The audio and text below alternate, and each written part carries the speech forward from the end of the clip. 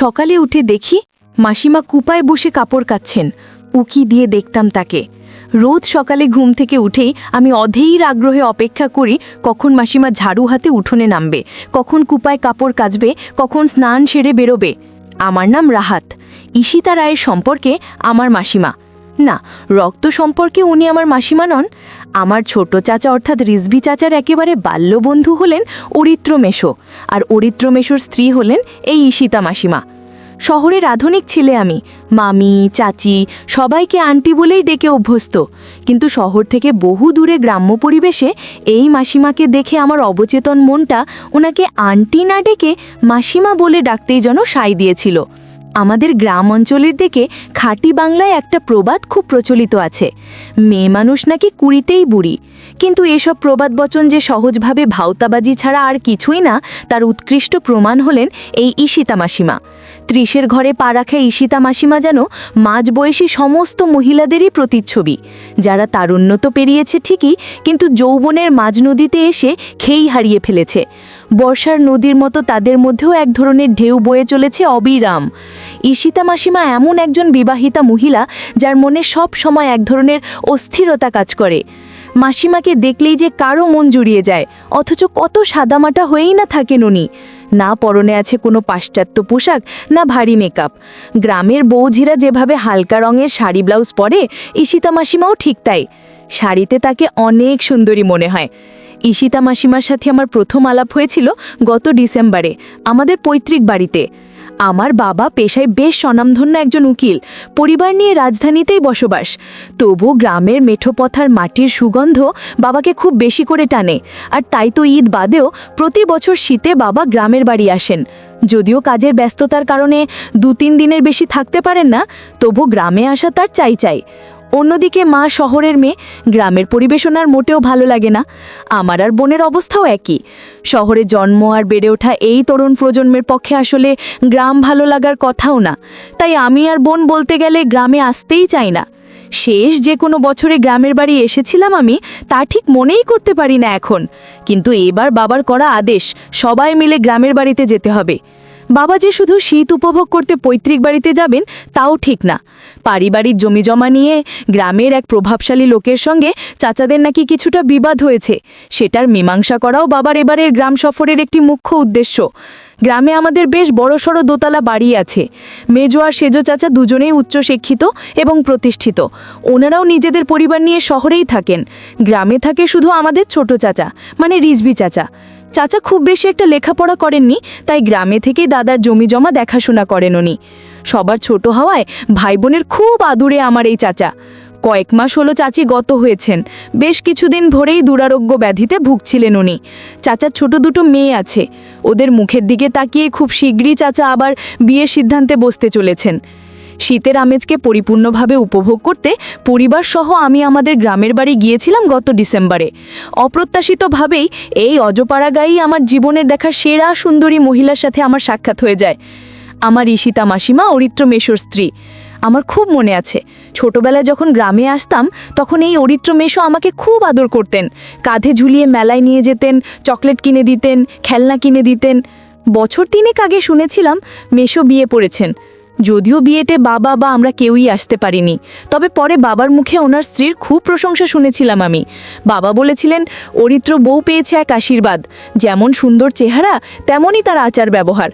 আজ বুঝলাম সেদিন বাবা একটুও বাড়িয়ে বলেননি। আমরা যেদিন গ্রামে আসলাম তার পরের দিন অরিত্র মেশোর বাসায় আমাদের রাতের খাবারের আমন্ত্রণ ছিল। সেই নিমন্ত্রণ রক্ষা করতে গিয়ে প্রথমবারের মতো দর্শন পেলাম মাসিমার। এখানে মাসিমার একটা বর্ণনা দিয়ে রাখি। 5 ফুট 4 ইঞ্চির মতো লম্বা, সুন্দর গড়নের অধিকারী আমার মাসিমা। কিছুটা স্বাস্থ্যবান, হালকা নীল রঙের শাড়ি ছিল পরনে। আমি ঠিকমতো রাতের খাবার খাবো কি বারবার মাসিমার দিকেই তাকিয়ে থাকছিলাম। এরকম একজন মহিলা এই অজপাড়াগাঁয়ে কি করছে ভেবে আমি অবাক হলাম। উনি যেরকম সুন্দরী, তাতে চলচ্চিত্রের নায়িকা হওয়ার কথা, তা না হলে অন্তত ওয়েব সিরিজ করবার কথা। অরিত্র মেশো আর ঈশিতা মাসিমার আপ্যায়নে সেদিন খুব দারুণ একটা ভোজ হলো। খাওয়া দাওয়ার পর গল্প আড্ডা চলল আরও ঘণ্টাখানেক। তারপর আমরা বিদায় নিয়ে বাড়ি এলাম। এদিকে রাতে বিছানায় শুয়ে এপাশ ওপাশ করেও আমার চোখে ঘুম আসছিল না। বারবার ঈশিতা মাসিমার চেহারা চোখের সামনে ভাসছিল। এরপর যে 3 দিন গ্রামে ছিলাম, যে কোনো উপায়ে মাসিমার সাথে গল্প করতাম।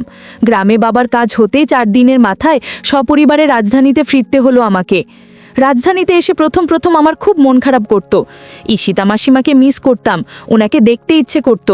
ফেসবুকে বেশ কয়েকবার মাসিমার নাম লিখে খোঁজ করেছি, কিন্তু পাইনি। খুঁজে খুঁজে অরিত্র মেশোকেও বন্ধুত্বের অনুরোধ কাটিয়েছি, কিন্তু মেশোর প্রোফাইলেও মাসিমার কোনো ছবি দেওয়া ছিল না। মনটা ভীষণ খারাপ থাকতো আমার। ওই 3 দিনেই মাসিমার সাথে আমার বোনের বেশ মিল হয়ে গিয়েছিল। বোনের কাছেও ছলে বলে কৌশলে মাসিমার আইডির খোঁজ করেছি, কিন্তু বোনের মুখে শুনলাম মাসিমা ফেসবুক তো ব্যবহার করেনি না, ওনার নাকি স্মার্টফোনও নেই। এদিকে 1 সপ্তাহ 2 সপ্তাহ করে প্রায় 3 মাস কেটে গেল। আমিও পরীক্ষা নিয়ে ব্যস্ত হয়ে পড়লাম, ভালো মতো পরীক্ষাও দিতে পারলাম না। হঠাৎ করে মায়ের মুখে শুনতে পেলাম গ্রামের জমি জমা নিয়ে ঝামেলাটা নাকি আবার বেড়েছে। বাবা আগামী পরশুদিন আবার গ্রামের বাড়ি যাচ্ছেন। আমিও ভাবলাম এই সুযোগে বাবার সাথে গ্রামের বাড়ি থেকে ঘুরে আসি। আর যাই হোক, সামনের কয়টা দিন আমার মাসিমাকে তো দেখতে পাবো। পরদিন বাবার সাথে চলে এলাম গ্রামে।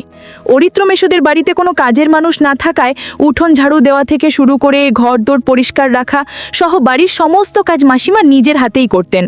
সকাল হতেই মাসিমা ঘুম থেকে উঠে ঝাড়ু হাতে বাড়ির আঙিনা ঝাড়ু দেওয়ার কাজে লেগে পড়তেন। উঠোন ঝাড়ু শেষে কুপায় কাপড় কেচে পাশের টিলের স্নানঘরে উনি স্নান ছেড়ে নিতেন। এরপর কাপড় বদলে ধোয়া কাপড় পরে বাড়ির বাগান থেকে ফুল তুলে পুজোয় বসতেন। একদিন সকালে উঠে দেখি মাসিমা কুপায় বসে কাপড় কাচ্ছেন। উকি দিয়ে দেখতাম তাকে।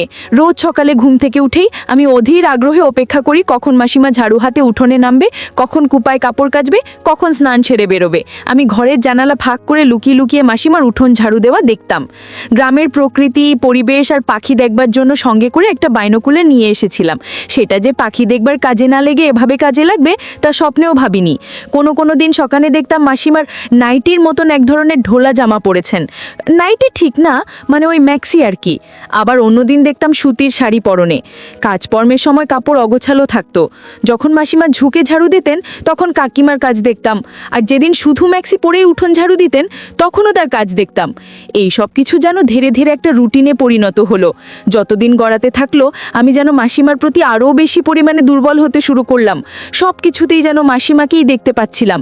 এভাবে কয়েকদিন অতিবাহিত হতেই মনে হলো, না, তার সাথে কথাবার্তা তো বলতেই হবে, যেভাবেই হোক তার সাথে বন্ধুত্ব করতে হবে। একদিন মাসিমা বিকেলবেলা আমাদের বাড়িতে এলেন, এবং অন্য কারো কাছে নয়, এলেন একদম আমার কাছেই। ঈশিতা মাসিমার পরনে মেরুন পাড় দেওয়া কালো রঙের শাড়ি, চুল ছিমছাম করে আঁচড়ানো, কপালে ছোট্ট করে কালো টিপ, ঠোঁটে হালকা লিপস্টিক আর চোখে কাজল। সহজ হালকা সাজিয়ে ওনাকে যেমন স্নিগ্ধ লাগছিল তেমনি ভীষণভাবে আকর্ষণীয় লাগছিল। মনে মনে ভাবলাম এটাই সুযোগ ওনার কাছাকাছি আসবার, ওনার সাথে ভাব জমাবার। মাসিমাকে নিয়ে ঘরে যাওয়ার পথে কাজের মেয়েটাকে বললাম যেন আমাদের জন্য ঘরে 2 কাপ চা পাঠিয়ে দেয়। মাসিমা আমার খাটের পাশে এসে হালকা ঝুঁকে বসলো। তার ফোনে কি যেন একটা সমস্যা হয়েছে, তাই সেটা আমাকে দেখাতে নিয়ে এসেছে। দেখলাম মাসিমা অধীর আগ্রহ ভরে দেখছে আমি ফোনটা নিয়ে কি করি, কিভাবে শব্দ ঠিক করি। মাসিমার যে ফোনের সমস্যাটা ছিল সেটা আমি ঠিক করে দিলাম। দেখলাম মাসিমা খুশি হয়েছেন। উনি আমাকে বললেন, বাঁচালে বাবু, আমি ভাবলাম নতুন দামি ফোনটা নষ্টই করে ফেললাম নাকি। আমি বললাম, না মাসিমা, ওই চাপতে গিয়ে ভুল করে আপনি একটা ফাংশনে চাপ দিয়ে ফেলেছিলেন, এই জন্য শব্দ চলে গিয়েছিল। এরপর আমি মাসিমাকে ফেসবুক, হোয়াটসঅ্যাপ সহ আরও অন্যান্য প্রয়োজনীয় অ্যাপসগুলো ইনস্টল করে দিলাম। সেই সাথে অ্যাপগুলোর প্রাথমিক ব্যবহারও শিখিয়ে দিলাম, এবং আমার সাথে ওনাকে সামাজিক যোগাযোগ মাধ্যমের সাইটে যুক্ত করিয়ে নিলাম। মাসিমাকে যখন এসব শেখাচ্ছিলাম তখন কাজের মেয়েটা চা নিয়ে এলো। আমি ওকে টেবিলে চায়ের পেয়ালা দুটো রেখে চলে যেতে বললাম। তারপর নিজ হাতে চায়ের পেয়ালাটা তুলে যেই না ঈশিতা মাসিমাকে দিতে যাব, তেমনি হাত কেঁপে চায়ের পেয়ালা থেকে খানিকটা গরম চা ওনার কাপড়ে পড়ল। আমি হকচকিয়ে গিয়ে বললাম, ওহ মাসিমা, আমি ক্ষমাপ্রার্থী। গরম চা পড়ায় মাসিমা শিউরে উঠলেন। আমি বিব্রত হয়ে উঠে পাশের টেবিল থেকে টিস্যু আনতে গেলাম। আমি দ্রুততার সাথে ওনার হাতে টিস্যু দিতেই উনি টিস্যু দিয়ে জায়গাটা মুছে নিলেন। আমি আবারও ক্ষমাপ্রার্থী হয়ে বললাম, ক্ষমা করবেন মাসিমা, হুট করে যে কি হলো বুঝতে পারিনি। ঈশিতা মাসিমা আমাকে এমন সংকোচ করতে দেখে অভয় দিয়ে বললেন, খুব একটা লাগেনি আমার, তুমি এভাবে বারবার ক্ষমা চাইছো না তো? কেউ কি ইচ্ছে করে কারো গায়ে চা ফেলে? এই বলে মিষ্টি করে একটা হাসি দিলেন উনি। সেই ভুবন ভোলানো মিষ্টি হাসিতে আমি আবার হারিয়ে গেলাম। সেদিন রাতের ঘটনা। রাত তখন প্রায় 11:15। খাওয়া দাওয়া সেরে ঘর বন্ধ করে নিজের বিছানায় শুয়ে আমি সিনেমা দেখছিলাম। হঠাৎ করে মাসিমার হোয়াটসঅ্যাপ নম্বর থেকে আমার নম্বরে ভিডিও কল এলো। মুহূর্তের জন্য আমি হকচকিয়ে গেলাম। এই রাতে হঠাৎ মাসিমার কল, তাও আবার ভিডিও কল। ফোনটা গ্রহণ করতেই ওপাশে মাসিমাকে দেখতে পেলাম। শোবার আগে ড্রেসিং টেবিলের সামনে বসে মুখে ক্রিম মাখছিলেন উনি। পরনে হালকা সাদা সুতির শাড়ি আর কালো ব্লাউজ। উনি বোধহয় রাতেও শাড়ি পরে ঘুমান। সাদা কালো সমন্বয়ে খুব স্নিগ্ধ লাগছিল ঈশিতা মাসিমাকে। ওনার সাথে কথা বলা শুরুতেই হঠাৎ করে আমার চোখটা গিয়ে পড়ল খাটের সাথে ঝুলানো একটা কাপড় রাখার দিকে। সেখানে 3টি কাপড় ঝুলছিল, একটা বাদামি, একটা কালো আর একটা হালকা সাদা। ঈশিতা মাসিমা বলছিলেন, কাল বিকেলে একবার এসো, হ্যাঁ, চা নাস্তার নিমন্ত্রণ রইল। এসে মাসিমার হাতের নাস্তাও খেয়ে যাবে, তার সাথে আমাকে ফোন চালানোর ব্যাপারেও ভালোভাবে জ্ঞান দিয়ে যাবে, কেমন? আমি ওনার কথায় সম্মতি দিলাম। পাশের ঘর থেকে অরিত্র মেশোর ডাক শুনতে পেলাম। মাসিমাকে হয়তো ঘুমানোর জন্য ডাকছে। ঈশিতা মাসিমা বললেন, তোমার মেশো ডাকছে গো, কাল আসছো কিন্তু তাহলে। আমি চললাম, হ্যাঁ, শুভরাত্রি। দিন কতক আমার এভাবেই কাটলো। আর এর মাঝে ঈশিতা মাসিমার সাথেও আমার বেশ ভাব জমে গেল। সেদিন ছিল শুক্রবার, মেশোর অফিস ছুটির দিন। মেশোর বাসায় দুপুরের খাবারের দাওয়াত ছিল আমার। খাওয়া দাওয়া সেরে 3জনে মিলে গল্প করছিলাম। তখনই কথায় কথায় মাসিমার বোনের বিয়ের আলোচনা উঠল। ঈশিতা মাসিমা বললেন, তোমাকে কিন্তু আমার বোনের বিয়েতে যেতেই হবে। এই অরিত্র, তুমি ওকে কিছু বলছো না কেন? আমি বললাম, কিন্তু আমি বিয়ের বাড়িতে গিয়ে কি করব? মানে ওখানে কেউ তো আমাকে চেনে না। মাসিমা বললেন, চেনে না তো কি হয়েছে, আমরা তো আছি, আর তুমি তো আমাদের অতিথি হয়ে যাচ্ছ। অরিত্র মেশো আর মাসিমার কথায় এক পর্যায়ে রাজি হলাম যাওয়ার জন্য। পরদিন সকালে আমি, মেশো আর মাসিমার সাথে রওনা দিলাম মাসিমাদের বাড়ির উদ্দেশ্যে। মাসিমাদের বাড়িটাও একটা গ্রামীণ এলাকায়। শুরুতে ট্যাক্সি আর তারপর বাস যোগে বিয়ের বাড়িতে পৌঁছাতে হলো। ঈশিতা মাসিমা আজ পরেছেন নীল শিফনের স্বচ্ছ শাড়ি, ভেতরে ফুল কাটা কাজের দামি সাদা পেটিকোট, সাদা হাত কাটা ব্লাউজ, ব্লাউজেও সুতোর ফুল তোলা কাজ। একটা জিনিস আমি খেয়াল করে দেখেছি, মাসিমা যেন একটু ফিটিং কাপড় পরতে বেশি পছন্দ করেন। হয়তো উনি ইচ্ছে করেই করেন দৃষ্টি আকর্ষণের জন্য। কপালে ছোট্ট করে টিপ, ঠোঁটে লিপস্টিক, চোখে কাজল। আমি বিমোহিত। 2 হাতের 10টা আঙুলেই বেশ খানিকটা নখ রেখেছেন, আর তাতে গাঢ় বাদামি রঙের নেল পলিশ লাগানো। খুব সুন্দর লাগছিল এই হাতজোড়া। মেশো মাসিমার পেছন পেছন আমি ওনাদের বাড়িতে ঢুকলাম। মাসিমা বাড়ির মোটামুটি সবার সাথেই আমাকে পরিচয় করিয়ে দিলেন। ঈশিতা মাসিমার বাবা, মা, অন্যান্যরাও। মাসিমাকে দেখে সবাই খুব খুশি হলো। হঠাৎ এক বিধবা মহিলাকে দেখেই মাসিমা ওনাকে জড়িয়ে ধরলেন। সেই মহিলা দেখতে ভীষণ সুন্দরী, কিন্তু পর্যাপ্ত যত্ন আর পরিচর্যার অভাবে চেহারায় যেন এক ধরনের রুক্ষতা বিদ্যমান। লম্বার প্রায় মাসিমার মতনই হবেন। মাসিমা আমাকে ওনার সাথে পরিচয় করিয়ে দিলেন। উনি আর কেউ নন, স্বয়ং মাসিমার আপন বড় বোন লতিকা। হাসি মুখে পরিচয় তো হলাম, কিন্তু ভেতরে ভেতরে তখনও আমার বিস্ময় যেন কাটছেই না। ঈশিতা মাসিমা সুন্দরী হলেও ওনার বোনও বেশ সুন্দরী আর আকর্ষণীয়। 2 বোন গল্প করতে করতে আমার চোখের সামনে দিয়ে ঘরের ভেতরে ঢুকে গেল।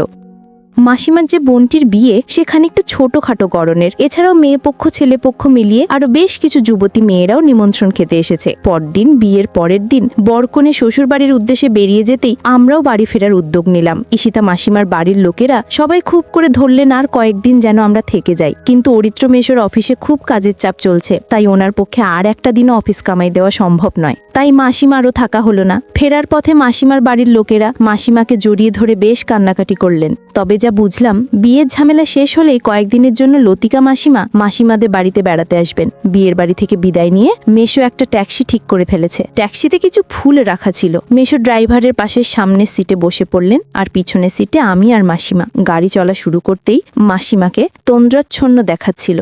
কয়েক মিনিটের মধ্যেই উনি ঘুমিয়ে পড়লেন, আর ঘুমের ঘোরে বারবার আমার বাম কাঁধে মাথা ঝুঁকিয়ে দিচ্ছিলেন। একটু অগোছালো লাগছিল মাসিমাকে, বেশ অস্বস্তি হচ্ছিল। ওদিকে মেশোও ঘুমিয়ে পড়েছেন, আর ড্রাইভার গাড়ি চালাতে মগ্ন।